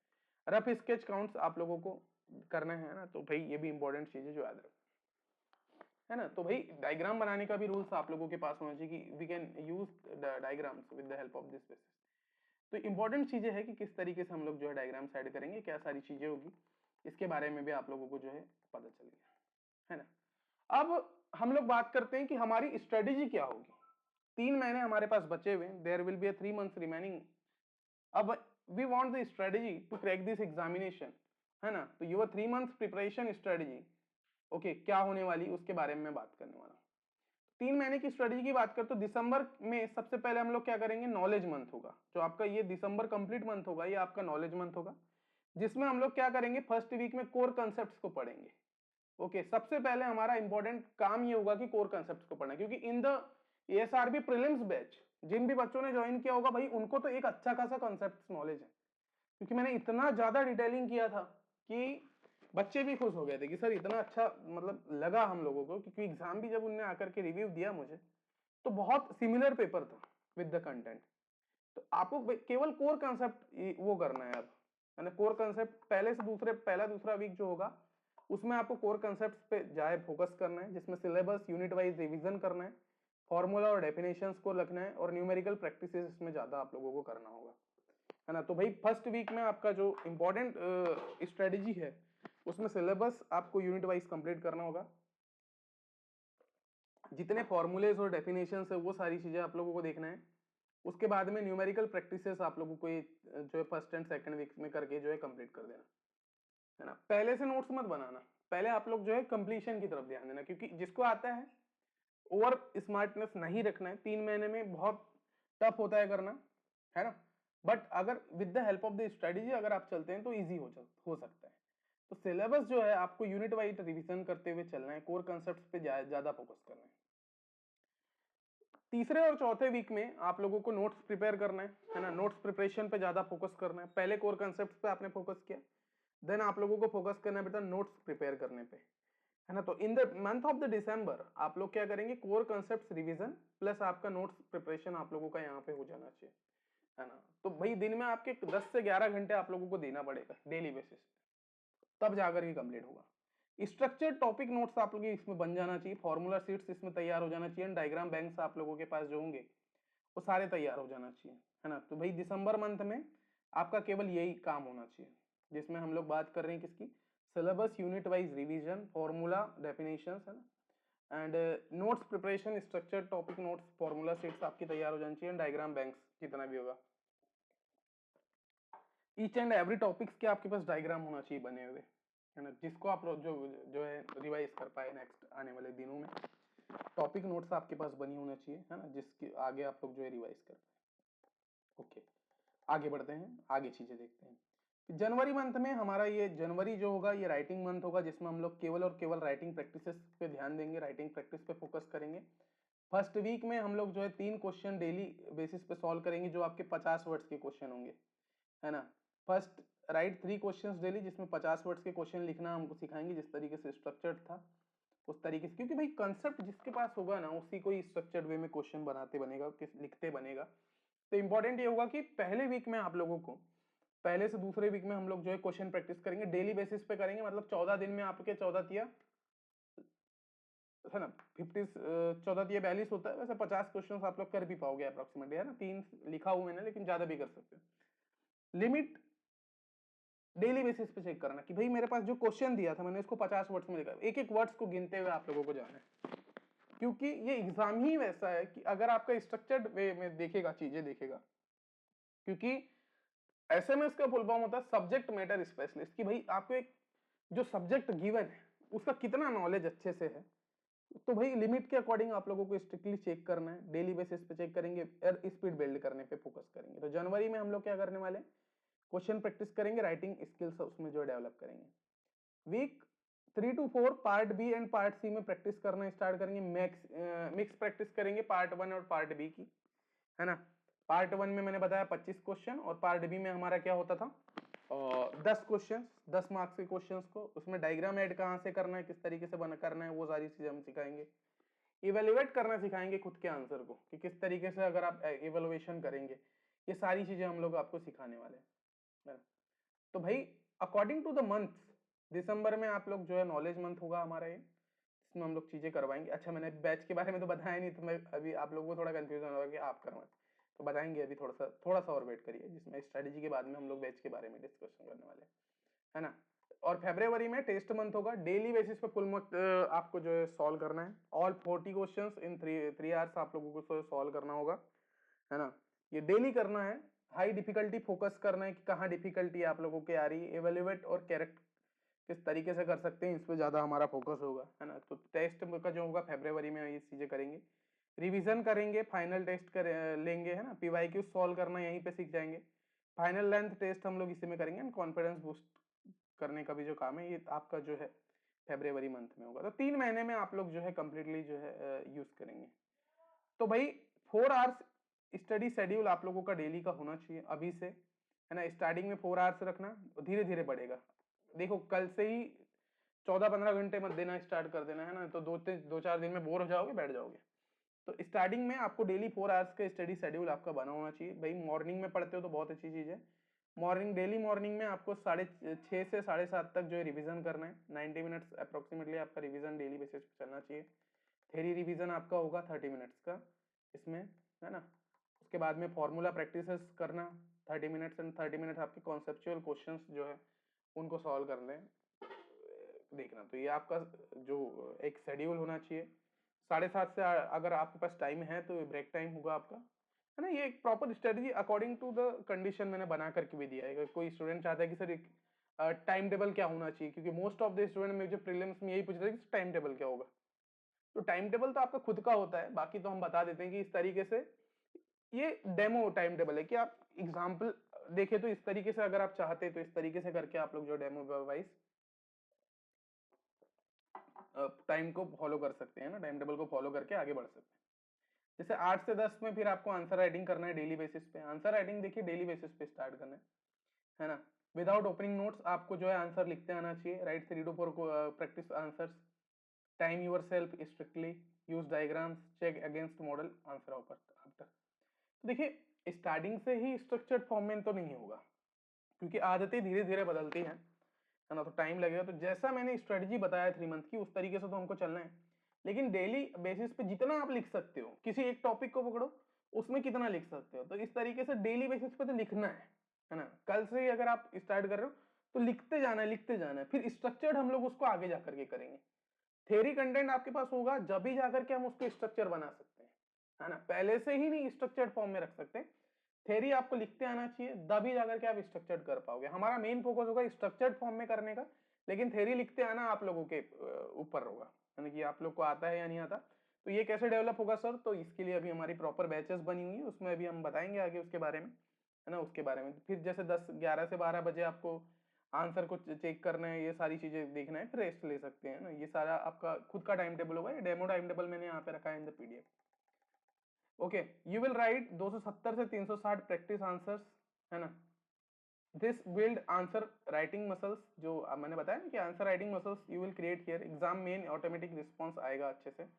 थेरेटिकल पोर्शन जितना ज्यादा लिख सकते हो, क्योंकि बहुत दिन से गैप है, तो लिखना स्टार्ट करना है। डे 1 से आपको लिखना स्टार्ट करना है ना। डे 1 से आप लोगों को जो है लिखना स्टार्ट करना है। गलत हो सही हो, अभी तो लिखना स्टार्ट करना है। इन द नेक्स्ट मंथ, है ना, क्योंकि जो अकॉर्डिंग टू द स्ट्रेटेजी मैंने 3 मंथ्स की जो बताया था, स्ट्रक्चर्ड हम लोग अगले महीने से करना स्टार्ट कर देंगे, है ना। तो हो जाएगा, है ना। श्री कृष्ण बोलते हैं ना गीता में कि भाई आप लोग मेहनत करते रहिए, फल की चिंता मत करिए, फल तो मिलेगा, है ना। आज नहीं कल मिलेगा, लेकिन फल हो सकता है इसी बार आप लोगों को मिल जाए। तो दैट्स वाई जो स्ट्रेटजी हमारे द्वारा दी गई है उसको फॉलो करना है। ओके, तो इंपॉर्टेंट चीजें है कि भाई एक टाइम टेबल आपका फिक्स हो गया, है ना। एग्जाम पैटर्न आप लोगों ने समझ लिया, किस तरीके से 180 मिनट्स को एग्जाम में आपको स्पेंड करना है वो समझ लिया। डायग्राम्स कहाँ ऐड करना है वो समझ लिया। 5 मार्क्स के क्वेश्चन को किस तरीके से स्ट्रक्चर करना है, 10 मार्क्स के क्वेश्चन को किस तरीके से स्ट्रक्चर करना है, 15 मार्क्स के क्वेश्चन को किस तरीके से स्ट्रक्चर करना है, ये देख लिया हम लोगों ने। उसके बाद हमने सीखा कि किस तरीके से डायग्राम्स को यूज करेंगे, है ना, इन द पेपर, कि भाई किस तरीके से डायग्राम्स का हम लोग यूज करना है पेपर में, वो भी चीज हम लोगों ने देख लिया। फिर उसके बाद हम लोग बात करते हैं 5 मिस्टेक्स दैट कॉस्ट मार्क्स, है ना। कौन कौन सी ऐसी मिस्टेक्स है उनके बारे में हम लोग बात करते हैं। पहला है writing too much in the exam paper. सबसे बड़ी गलती होती है कि ज्यादा लिखना। नॉलेज है तो स्टूडेंट सोचता है कि ज्यादा लिख देता हूँ तो उसको एग्जामिनर को लगेगा कि मेरे अंदर का नॉलेज दिख जाएगा। तो इसलिए तो बोलते हैं कि यूपीएससी एग्जाम में लाखों बच्चे बैठते हैं, हर साल इतने बच्चे अप्लाई करते हैं, उनमें से 100 सिलेक्ट होते हैं। ये सभी ने सुना होगा, क्योंकि नॉलेज बहुत होता है। यूपीएससी स्टूडेंट्स के पास नॉलेज बहुत होता है। मेंस के कॉपी में बैठता है ना, वो तो इतना ज्यादा लिख देता है कि एग्जामिनर पढ़ नहीं पाता, क्योंकि भाई एग्जामिनर के पास उतना टाइम ही नहीं, उसके पास एक सर्टेन टाइम होता है, उतना टाइम में आपको कॉपी चेक करना होता है, तो जितना वर्ड लिमिट रहता है उतना ही उसको लिख के दिखाओ। तो यहाँ पर भी पहली मिस्टेक ये करते हैं बच्चे की, वो टू मच लिख देते हैं, है ना, ज्यादा लिख देते हैं। 5 मार्क्स क्वेश्चन है, 100 वर्ड्स लिखो, है ना। तो ये सबसे बड़ी गलती होती है, वेस्ट ऑफ टाइम होता है। इसमें किसी टाइप से आपको नंबर नहीं मिलने वाले हैं बेटा। 5 मार्क्स का क्वेश्चन है, 50 वर्ड्स बोला है तो 50 ही लिखो ना यार। क्यों 100 मार्क्स? 50 मालूम है आपके अंदर नॉलेज है, दैट्स वाई आप लोगों ने प्रीलिम्स को क्लियर करके आगे क्यों आया है, नहीं तो जिसके अंदर नॉलेज नहीं है वो कैसे आ सकता। तो पहली मिस्टेक तो भाई टू मच लिखने में ज्यादा फोकस नहीं करना है ना। तो स्ट्रिक्ट वर्ड लिमिट होना चाहिए एंड बुलेट पॉइंट्स आपके पास होना चाहिए, है ना। तो सबसे बड़ी इस मिस्टेक को सॉल्व करके वर्ड लिमिट आपकी स्ट्रिक्ट कर लो और बुलेट पॉइंट्स पे ज्यादा फोकस करो, है ना। ये आप लोगों के पास अगर होगा तो ये इंपॉर्टेंट हो जाएगा। Mistake, no structure, paragraph bluff, है ना। दूसरी होती है कि भाई आप पैराग्राफिकली जाते हैं कि चलो भाई पैराग्राफिकली जाएंगे तो हम कुछ भी लिख देंगे बीच में। होता है ना कि बचपन में हम लोग ऐसे लिखते थे तो वंडर ऑफ साइंस हमारा होता था, तो हम 2-4 लाइन कुछ भी ऐड कर देते थे, it will be the most important thing. ये तो ये सारी चीजें अवॉइड करना है, क्योंकि आप अब साइंटिस्ट लेवल की चीजों को ग्रैप करने वाले हो, तो भाई पैराग्राफिकली जाओ ही मत, स्ट्रक्चर्ड वे में बताओ। क्योंकि जब आप नेक्स्ट जब सिलेक्ट होके जब काम करोगे इन द ऑफिस, तो वहां पर आप लोगों को मेन पॉइंट्स को ही जो है लिखना पड़ता है ना। तो लिखो बस पैराग्राफ में पैराग्राफ, तो ये बहुत बड़ी गलती होगी। एग्जामिनर जो है कंफ्यूज हो जाएगा, भाई वो पैराग्राफ पढ़ता ही नहीं, एग्जामिनर को बहुत हेक्टिक लगता है, क्योंकि चाहता ही नहीं हो कि वो पढ़ो, क्योंकि जो स्ट्रक्चर्ड फॉर्म में लिखेगा वही बच्चे को जो है इजीली वो जा करके आंसर देता है। तो यूज सब headings, bullet points and numbering, है ना। तो अकॉर्डिंग टू द डेफिनेशन, फिर यहाँ पर सब हेडिंग लिख दो, फिर यहाँ पर उसके मेन लाइंस लिख दो, दूसरी सब हेडिंग डाल के मेन लाइंस लिख दो। तो इस तरीके से स्ट्रक्चर्ड बना के लिख दो भाई साहब, है ना। तो वो मिस्टेक से बचना है, सब हेडिंग, बुलेट पॉइंट और नंबरिंग के हिसाब से आप लोगों को आगे की ओर जो है बढ़ना है। मिस्टेक 3 आप लोगों से बहुत बड़ी होती है, जो आपको नहीं करना है, कि डायग्राम को स्किप करना। मोस्ट ये तीसरी मिस्टेक होती है कि बच्चे जो स्किप कर देते हैं डायग्राम को। तो टेक्स्ट ओनली आंसर्स, ये बोरिंग आंसर होता है। एग्जामिनर रिवॉर्ड विजुअल्स आंसर, है ना। एग्जामिनर को चाहिए कि विजुअल्स आपके पास हो, तो डायग्राम इंक्लूड करना ही है ना। चौथी मिस्टेक जो आप लोग कर सकते हैं, that will be the living questions unanswered. Question को नहीं लिखोगे तो मुझे नहीं आता मतलब वो 0 मार्क्स होता है। तो कुछ ना कुछ लिखो, राइट समथिंग स्ट्रक्चर्ड वे में। अगर तैयार करते आ जाता है तो कुछ ना कुछ लिखोगे तो भाई कहीं ना कहीं तो नंबर मिलेगा। तो right what ever you know and partial marks, get the partial marks, क्योंकि इसमें एक एक मार्क्स आपके लिए इंपॉर्टेंट है in this examination. Her marks आपके लिए इंपॉर्टेंट है इस एग्जाम में। तो भाई ऐसा लिखो कि वो काम आए। तो right what ever you know, तो पार्शियल मार्क्स आपको लिखना है, तो ये इंपॉर्टेंट है। पांचवी गलती आपको नहीं करना है, not revising before the examination. Okay, concept forgetting हो जाए, ये लास्ट मिनट कंफ्यूजन हो जाए, है ना। तो भाई एग्जाम के पहले रिवाइज नहीं करने की वजह से चीजें, तो ये गलत होगा, है ना। Daily 1 hour revision month before examination, है ना। हर दिन आपको 1 घंटा रिवीजन करना है। रिवीजन नहीं करना सबसे बड़ा ये चीज है। कि देखो क्या होता है ना, मैं आपको बताता हूँ। मोस्ट ऑफ द स्टूडेंट क्या करते हैं, मान लो मैंने आज एक टॉपिक पढ़ाया कि भाई सॉइल वाटर कंजर्वेशन का एक टॉपिक ले लो, कि हम लोगों ने पढ़ा, जैसे हाइड्रोलॉजिक साइकिल के बारे में पढ़ा। तो स्टूडेंट को लेक्चर देखने के बाद ये लगता है कि उसको पूरा समझ में आ गया, अब वो जो है कर सकता है। 1-2 बार प्रैक्टिस आज किया, उसके बाद बोला कि नहीं मैंने तो कर लिया। कल किसी ने पूछा वाटर सेट पढ़ा, हाँ यार मैंने तो पढ़ लिया है पूरा, मेरे पास नोट्स भी रेडी। दूसरे तीसरे दिन पूछा तो हाँ यार मैंने पढ़ के रखा है। तो कुछ सर्टेन टाइम तक तो वो चीजें याद रहती है, लेकिन भाई अभी 3 महीना है तो 3 महीने में बोल सकते। तो अगर आप रिवाइज करते नहीं चलोगे तो you will be forget the things, भाई भूलोगे ही ना, ऑब्वियस सी बात है। तो ये चीजों को भी अवॉइड करना है, भूलना नहीं है। तो इसलिए डेली बेसिस पे आपको रिवाइज करना है। तो 4 से 5 मिस्टेक्स आपकी ये हो सकती है, इनको अवॉइड करना है। आंसर राइटिंग चेकलिस्ट, है ना, कुछ डूज हैं आप लोगों के पास। Start with definitions concept, bullet point और क्लैरिटी देना है, add diagrams, use technical terms correctly and maintain word limit strictly. ये सारे आपके जो है डूज होंगे, जो आपको स्ट्रिक्टली जो है फॉलो करना है। फिर नंबरिंग करना है, राइट एग्जामिनर गेट फ्रस्ट्रेटेड और स्क्राइब्स, है ना। तो आपको जो है अच्छे से लिखना है। इंक्लूड फॉर्मूलाज रिलेवेंट, अगर लगता है तो यूज कर दो। गिव एग्जांपल्स फ्रॉम फील्ड, है ना, जो फील्ड में इसके एग्जांपल्स देना भी स्टार्ट कर दो। तो ये सारे डूज थे। डोंट में वही बताया कि भाई पैराग्राफ में मत लिखो, वर्ड लिमिट से ज्यादा मत लिखो, इग्नोर मत करो डायग्राम को, रॉन्ग टर्मिनोलॉजीज यूज नहीं करना है, ब्लैंक पेजेस का यूज नहीं करना है, आंसर विदाउट स्ट्रक्चर्स, है ना। हाँ, छोड़ना नहीं, मतलब ब्लैंक पेजेस को छोड़ना नहीं है, नहीं तो यहाँ यूज नहीं करना है बोल दिए तो फिर गलत हो जाएगा, है ना। वही सारी चीजों को आपको फॉलो करते हुए जो है चीजें देखना है। डोंट्स मैंने सारी चीजें बता दिया। अब land and water management conservation जो इंजीनियरिंग जो है, लैंड एंड वाटर मैनेजमेंट का जो है आपका बैचेस होगा। तो जैसे ग्राउंड वाटर क्वेश्चंस है तो इनके लिए भी आपकी इंपॉर्टेंट चीजें होती है कि ऑलवेज मेंशन एक्यूफर का type, depth, recharge, include cross sectional diagrams there. In shallow aquifer depth जैसे 20 से 30 मीटर होती है, जैसे मैं यहाँ पे एक एग्जांपल के थ्रू जाऊँ तो confine in nature, recharge rate 50 mm per year है। तो इस तरीके से ग्राउंड वाटर क्वेश्चंस आप लोग सॉल्व करेंगे। अगर आपके इरिगेशन मैनेजमेंट के क्वेश्चंस आ रहे हैं तो स्ट्रक्चर्ड वे में जैसे सिस्टम डिस्क्रिप्शन कर दो, है ना, कि इरिगेशन सिस्टम क्या होता है उसका डिस्क्रिप्शन दे दो, डिजाइन पैरामीटर्स क्या होते हैं, एडवांटेज क्या होते हैं, डिसएडवांटेजेस क्या होते हैं उनको दे दो, स्केच से एक लेआउट बना दो, एफिशिएंसी, वाटर लॉस और कॉस्ट को हमेशा मेंशन कर दो। तो इस तरीके से आप लोग जो इरिगेशन मैनेजमेंट में क्वेश्चंस कर सकते हो। फिर अगर मान लो सॉइल कंजर्वेशन के क्वेश्चंस है तो प्रॉब्लम को स्टेटमेंट आप लोग डाल करके स्टार्ट कर सकते हैं, है ना। 2 से 3 कंजर्वेशन मेजर्स आप लोग यहाँ दे सकते हैं, डिस्क्राइब करना है, फिर उसको ऐड कर दो, contour diagrams, check dams, sketch, conclude impact on yield soils, क्या इम्पैक्ट होगा सॉइल्स में, ये सारे इस तरीके से आपको कंक्लूड करके जो है आंसर्स की फॉर्मेटिंग करना है। जैसे फिर मान लो इसमें आपका हाइड्रोलॉजी भी है सिलेबस, तो हाइड्रोलॉजी के क्वेश्चन है तो इसमें मैक्सिमम टाइम्स आपको फॉर्मूला यूज करना है विथ यूनिट्स। जब डिस्चार्ज मल्टीपल टाइम्स आपका डिस्चार्ज वो होता है ना हाइड्रोलॉजी जब आप पढ़ते हैं, तो मल्टीपल टाइम्स आपका हाइड्रोलॉजी से रिलेटेड चीजें होती है। तो उसमें विदाउट यूनिट्स आपको कभी नहीं जाना है, विथ यूनिट्स आपको हमेशा यूज करना है फॉर्मूले को। कैलकुलेशन स्टेप्स, अगर न्यूमेरिकल्स आ रहे हैं तो कैलकुलेशन स्टेप्स भी मेंशन करना है। हाइड्रोग्राफ और रन ऑफ स्केचेस आपको जो है ऐड करते हुए आगे की ओर बढ़ना है ना। तो ये इंपॉर्टेंट चीजें आपकी हाइड्रोलॉजी क्वेश्चन में आपकी यूज होगी, है ना। How to attempt mock test, तो मॉक टेस्ट कैसे अटेम्प्ट करना है ये भी चीजें है, मैंने बता दिया है ना। 3 घंटे में पहले 5 मिनट आपको चेक करना है ना, ये सारी चीजें मैंने बता दिया था।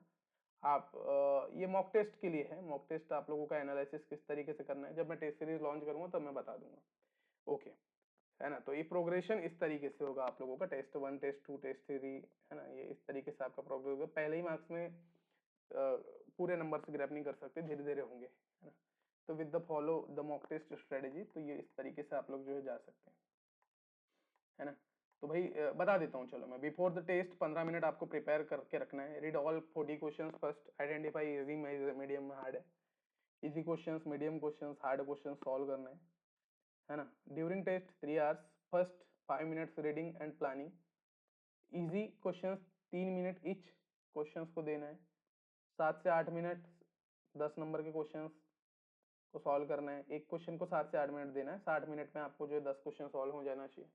5 मिनट इस क्वेश्चंस को देना है, 25 मिनट में आपको 5 क्वेश्चन सॉल्व करना है, 20 मिनट आपको रिव्यू करने के लिए लगेंगे, है ना। फिर टेस्ट होने के बाद में क्या करना है, इवेल्युएशन करना है।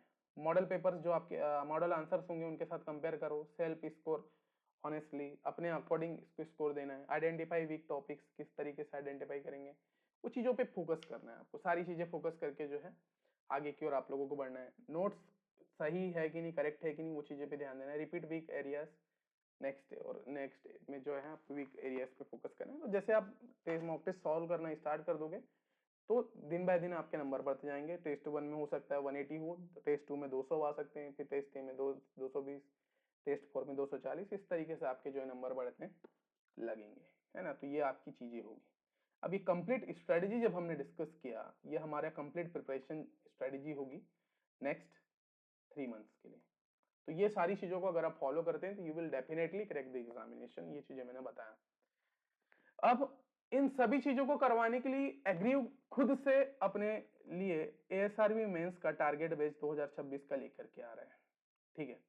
तो ये सारी चीजें अगर आप खुद से करते हैं तो you will face the different types of the problems, but इनको इजी करके एग्रीव आपको दे देगा। तो व्हाट वी ऑफर, तो हम लोग जो है आप लोगों को कंप्लीट सिलेबस कवर करवाएंगे, जिसमें हम लोग 60 से 70 घंटे की लाइव क्लासेस आपको प्रोवाइड कर रहे हैं। सब्जेक्ट वाइज मॉड्यूल तैयार करके दे रहे हैं, जिससे मैंने बताया कि आपका 7 सेक्शंस है. If you will see on the land and water management examination, you have the 7 subject, जिसमें इंपॉर्टेंट चीजें जो according to the mains examination जो होगी वो आप लोगों के मॉड्यूल्स आपको मिलेंगे. 60 घंटे की लाइव क्लासेस आपको देंगे. LWC, FMP और अदर डिसिप्लिन के लिए आप लोगों की बैचेस चलेगी. लैंड एंड वाटर मैनेजमेंट की कंप्लीट बैचेस आपकी होगी. डेली आंसर राइटिंग एवेल्युएट करना सिखाएंगे. होमवर्क में 2 प्रैक्टिस आंसर्स डेली देंगे. Personal feedback from the mentor, है ना. आंसर आप लोग लिखिए, मुझे भेजिए PDF बना करके. मैं आपको जो है डेली फीडबैक उसमें दूंगा कि क्या करेक्ट कर सकते हैं, इंप्रूवमेंट कहाँ कर सकते हैं. वो सारी चीजें हमारे द्वारा आप मिलेगी, है ना. वीकली मॉक टेस्ट हम लोग प्रोवाइड करेंगे, जिसमें full length papers offline format किस तरीके से रखेंगे, है ना. वो ऑफिशियल फॉर्मेट आपको प्रोवाइड करेंगे, है ना, क्योंकि ये फॉर्मेट पे आप लोग जा करके रखें, क्वेश्चन सॉल्व करिए. वो सारी चीजें हम लोग देने वाले हैं. Solutions and discussion next day, उसका भी हम लोग जो है करने वाले हैं in the batches. Doubt clearing sessions हम लोग रखेंगे. लाइव हो सकती है या फिर हम लोग रिकॉर्डेड फॉर्म में करके भी दे सकते हैं, है ना. अकॉर्डिंग टू द कंडीशंस ये चीजें होगी. 1-on-1 गाइडेंस अवेलेबल है हमारे पास. इंटरव्यू प्रेप इंक्लूड हम लोग यहाँ पे करेंगे after the clearing the examination. तो ये अभी इंक्लूड नहीं है इन द बैच, बट आगे जाकर के इंक्लूड होगा जो अगर आप क्रैक कर लेते हैं तो, है ना. फिर हमारी ही रिस्पॉन्सिबिलिटी कि आपको PYQ सारे सॉल्व करवाएंगे, है ना. लास्ट 10 ईयर के हम लोग PYQs आपको सॉल्व करवाएंगे. Solve with the model papers and syllabus wise complications आप लोगों के जो होंगे कंप्लीशन आपको करवाएंगे. जो कॉम्प्लिकेशंस ड्यूरिंग द बैचेस आपके पास आएगी वो सारी चीजें हमारे द्वारा. तो क्या क्या दे रहा है. एग्री को आपको दे रहा है बेटा complete syllabus coverage, answer writing evaluation करना सिखा रहा है. उसके बाद में वीकली मॉक टेस्ट आप लोगों को प्रोवाइड कर रहे हैं. डाउट क्लियरिंग सेशंस हम आपको प्रोवाइड कर रहे हैं. प्रीवियस ईयर क्वेश्चंस के बारे में हम लोग जो है बताने वाले हैं according to the detail of the batch. तो बेसिकली जो आपका बैच है ये 5 दिसंबर 2025 से स्टार्ट होगा, है ना. 5 दिसंबर 2025 से हम लोग बैच स्टार्ट कर रहे हैं. ड्यूरेशन बैच की दिसंबर से फरवरी तक होगी. दिसंबर 1 तारीख से लेकर के टिल फरवरी आपका ये बैच होगा, है ना. प्लेटफॉर्म ऑनलाइन है. एग्रीव एप्लीकेशन में आप लोगों को बैच देखने के लिए मिलेगा, ठीक है. बैच प्राइसिंग और ऑफर की बात करें तो अभी अगर फाउंडर बैच की बात करें तो लिमिटेड सीट्स होती है हमारे यहाँ पे. 30 से 40 सीट्स अभी हमने रखा हुआ है. 30 सीट अभी है लिमिटेड, है ना. 30 सीट पे हम लोग इसको कवर कराएंगे क्योंकि 1 बाय 1 गाइडेंस है ना, इस वजह से स्टूडेंट्स भी हमने कम रखा है ना. तो इसका स्टैंडर्ड प्राइस की बात करें तो 14,999 इसका जो है प्राइस, ये आपका स्टैंडर्ड प्राइस है. फाउंडर स्पेशल के जो स्टूडेंट्स हैं उनके लिए अभी 40% ऑफ में हम लोग इसको प्रोवाइड कर रहे हैं. और अर्ली बर्ड्स जो होंगे, जो 10 स्टूडेंट होंगे उनके लिए ये ऑफर भी है ना. तो बेसिकली स्टैंडर्ड प्राइस की बात करें तो 15,000 का कोर्स है, आपको केवल 9,999 रुपए में हम आपको देने वाले हैं, है ना. तो ये आप लोग जो स्टार्टिंग में जो बच्चे ज्वाइन करेंगे उनके लिए होगा, ठीक है. तो ये फाउंडेशन बैच की कुछ डिटेल्स है, ये आपकी इंपॉर्टेंट है. व्हाट यू विल गेट, तो 60 आवर्स की लाइव क्लासेस आपको मिल रही है. 24 सॉल्व्ड मॉक टेस्ट पेपर्स आपको मिलेंगे. 40 क्वेश्चन हमने सॉल्व करके रखा हुआ है वो मिलेगा. डेली होमवर्क एवेल्युएशन करके देना है. लाइफ टाइम कोर्स की एक्सेस इसमें लिखा हुआ है ना, तो लाइफ टाइम आपको मिलेगा भी. व्हाट्सएप डाउट सपोर्ट हम लोग इसमें देंगे. इंटरव्यू की प्रिपरेशन इसमें करवाई जाएगी. सक्सेस गारंटी सपोर्ट्स आप लोगों के लिए हमारे द्वारा होगा अगर आप लोग फॉलो करते हैं चीज़ों को, तो है ना. ये इसमें थोड़ा सा चेंजेस हो सकता है, तो इसको अभी जब आप मुझसे कोर्स परचेस करेंगे तब वहां पर हम लोग ये चीज़ों को जो है डिस्कस करेंगे. तो यहाँ पे थोड़ा सा अभी रुक जाना, ठीक है. हाँ, तो ये सारी चीज़ें होगी जो बैच में आपको मिलने वाली है. ऑफर वैलिड है नेक्स्ट 40 आवर्स के लिए, है ना. तो नेक्स्ट 40 आवर्स में आपको 9,999 रुपए में आपके पास ये जो है मिलने वाला है. 5 दिसंबर से बैचेज स्टार्ट हो जाएगी. जो बच्चे जल्दी ज्वाइन कर लेते हैं उनके लिए अभी उसमें आप लोगों के पास रखा हुआ है ना. रजिस्टर करने के लिए एग्रीव एप्लीकेशन डाउनलोड करना है प्ले स्टोर से, या फिर मुझे कॉल कर सकते हैं, है ना. मुझे कॉल करने के लिए डायरेक्ट थंबनेल में देखा होगा नंबर होगा, एक नंबर लिखिए 761062